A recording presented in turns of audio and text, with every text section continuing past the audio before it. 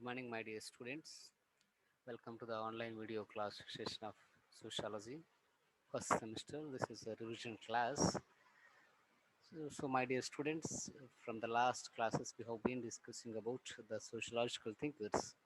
So, in the part of the sociological thinkers, we have discussed about the father of Indian sociology, Auguste Comte, and we have also discussed about the Herbert Spencer, who is the founding father of sociology. So here, father of sociology, Auguste Comte was proposed the positivism, and as well as the Herbert Spencer was proposed the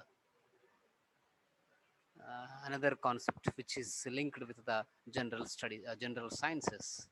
So here, another important person who was explained his theory towards the development of sociology is none other than the Karl Marx. So, my dear students, let us discuss about the Karl Marx. So, before going to discuss about the Karl Marx, let's study about the introductory session of the Karl Marx. Here, I was prepared a PPT for your convenience.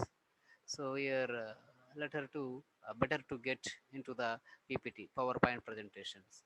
So my dear students, here Karl Marx was one of the most important, influential thinker of the social sciences. Particularly, he was influenced to the political science. He was influenced the sociology. He was influenced to economics. So that is why he was the most powerful or most influential thinker of the modern era, particularly in the uh, beginning of 18th century and ending of the 19th century. His influence was very much uh, on the world, and particularly in the social sciences.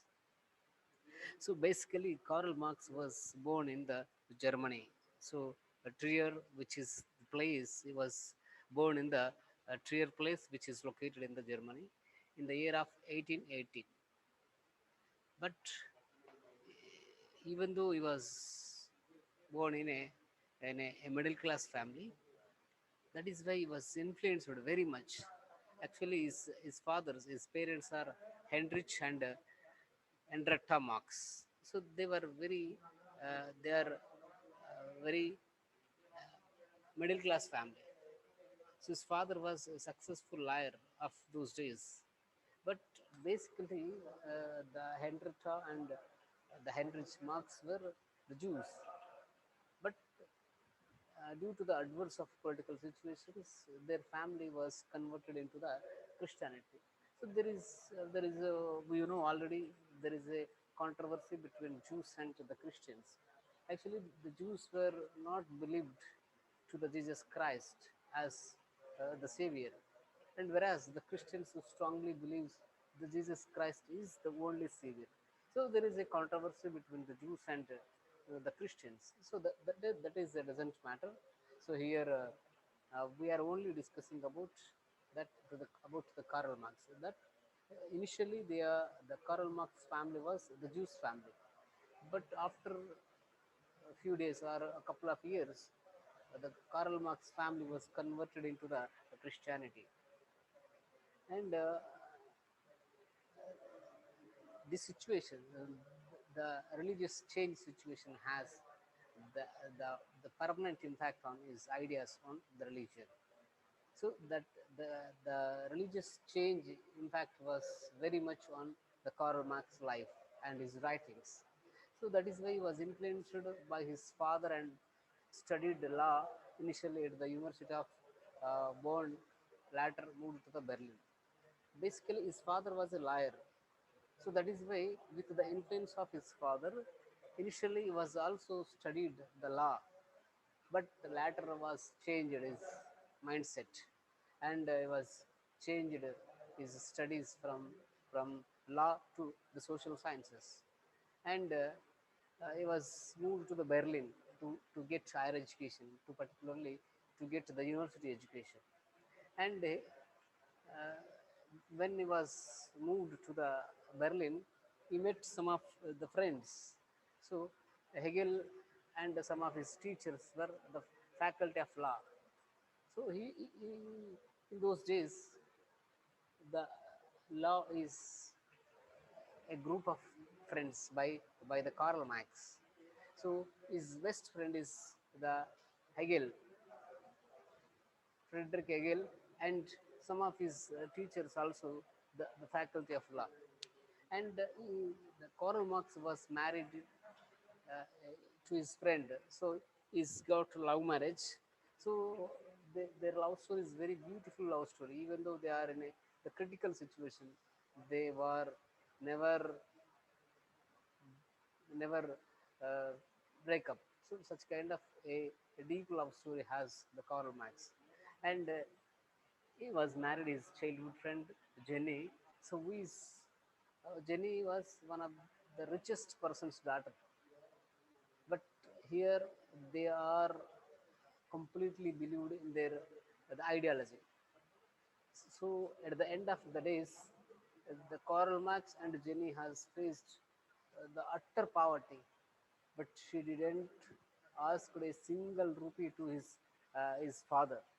But even though his father was the, uh, the the billionaire in those days, but the Jenny was strongly believed and trusted to Karl Marx, and up to end of her life, she was traveled along with Karl Marx. So in end days, Karl Marx was spent the utter poverty life. He was the most the intellectual, even though he has faced a lot of financial crisis. And uh, in Paris, he could study the several reformists and social theorists.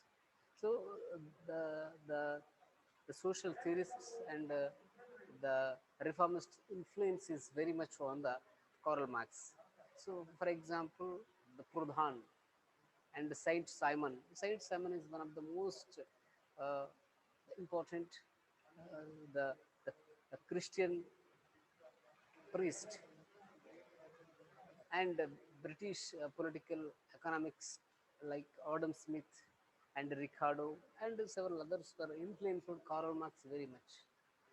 So it means Karl Marx was influenced by these persons like Proudhon, Saint Simon, the Ricardo, and Adam Smith, who is called as the father of economics.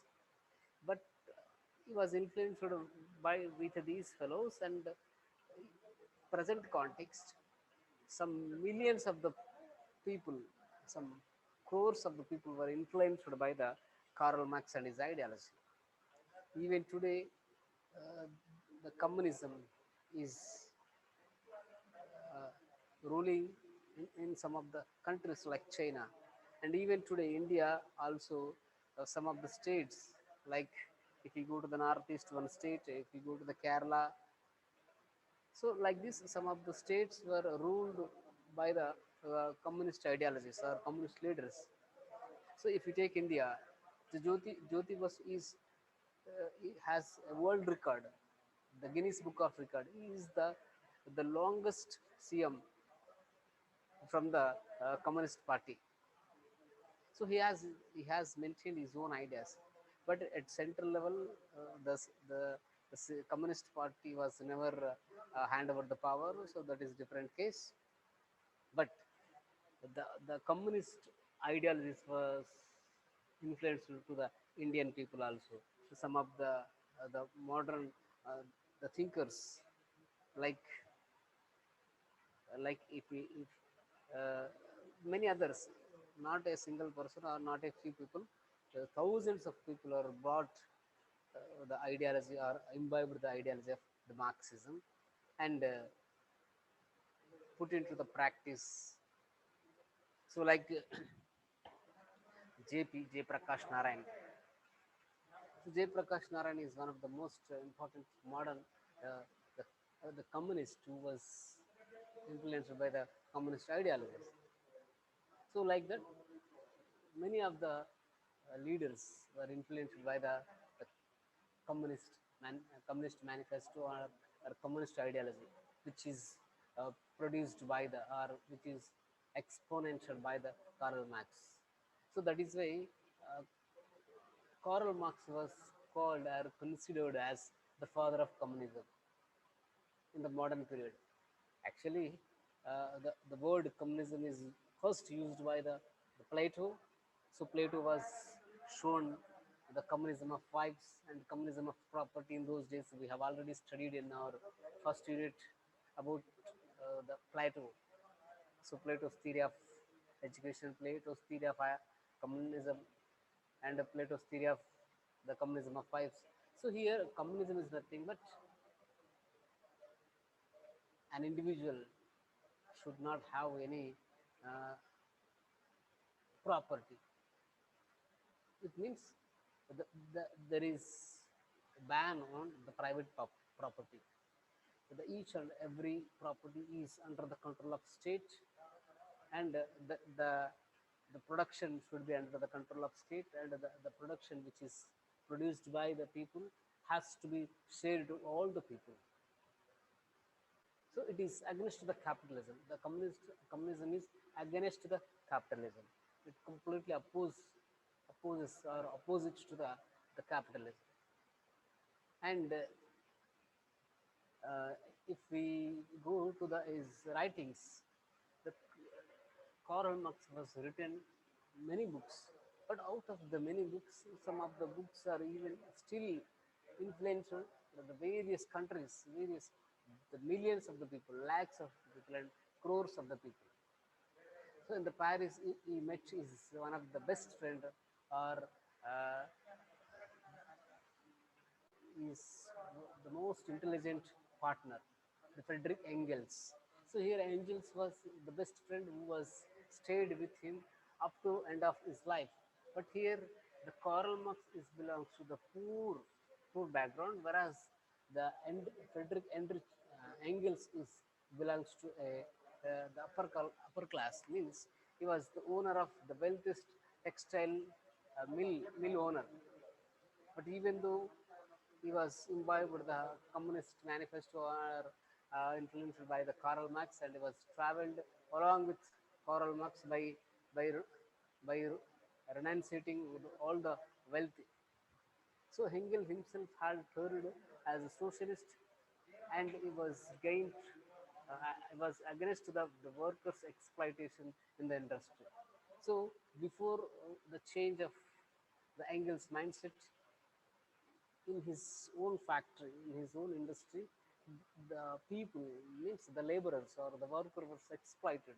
But after studying the Communist Manifesto, or after following the Karl Marx, the Frederick Engels was turned as a socialist, and he was opposed the workers' exploitation in his own industry, and he was later moved to, and here uh, the Karl Marx was moved finally to the London, where he was stayed for a long time, and he was also died in 1883 in London.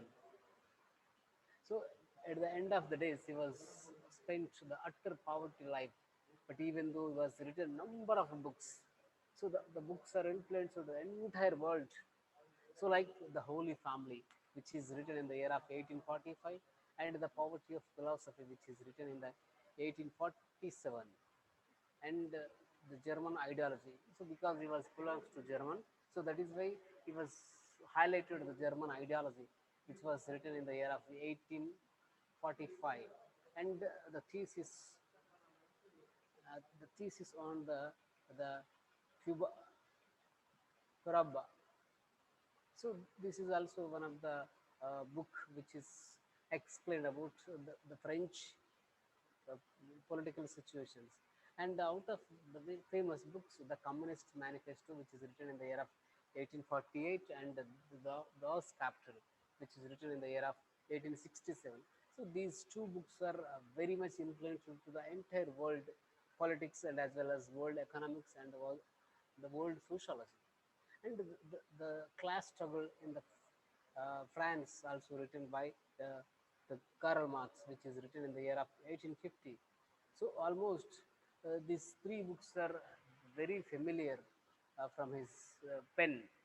And the 18th uh, Brumaire of Napoleon Bonaparte. So it was written about the Napoleon Bonaparte, so who was considered sometimes as a dictator in the England. So it was also written about the Napoleon Bonaparte in Germany, not in England, in Germany. So like this, he was written so many books. But out of the, keep in mind, my dear students, out of the many books, the three books are very familiar, like Das Kapital, Communist Manifesto, and the Class Struggles in France. So these three books are very, very, very important and influential even today. So that is why I was given some of the, the images of that particular books.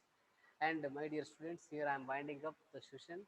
So if possible, in next class we will discuss about the contribution of the Karl Marx, like the class struggle or the dialectical materialism.